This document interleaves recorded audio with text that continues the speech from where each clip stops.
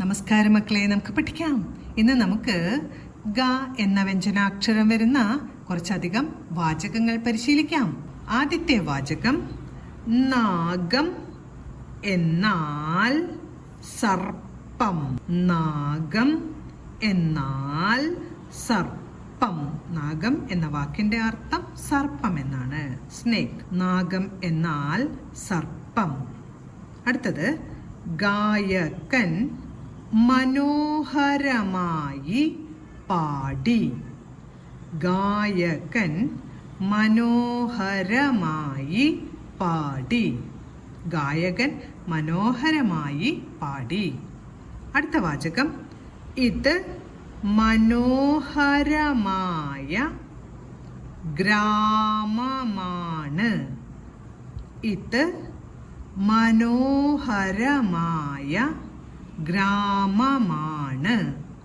ഇത് മനോഹരമായ ഗ്രാമമാണ്.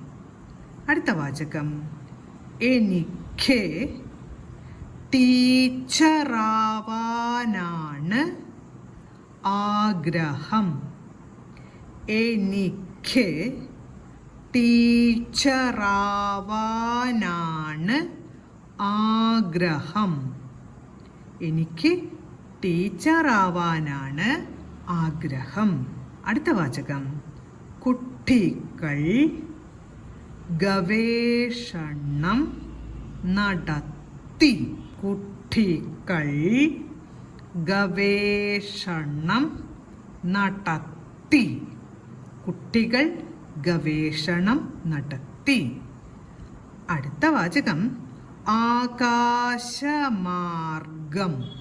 ആകാശമാർഗം യാത്ര ചെയ്തു. ആകാശമാർഗം യാത്ര ചെയ്തു. ആകാശമാർഗം യാത്ര ചെയ്തു. അവസാനത്തെ വാചകം ഗതാഗതം. ഗതാഗതം തടസ്സപ്പെടുത്തരുത്. തടസ്സപ്പെടുത്തരുത്. തടസ്സപ്പെടുത്തരുത്. ഗതാഗതം തടസ്സപ്പെടുത്തരുത്. ഇന്ന് നമ്മൾ പഠിച്ച വാചകങ്ങളെല്ലാം പറഞ്ഞുകൊണ്ട് എഴുതി പഠിക്കാൻ ശ്രമിക്കണം. അടുത്ത ക്ലാസ്സിൽ കാണാം മക്കളെ. നമസ്കാരം.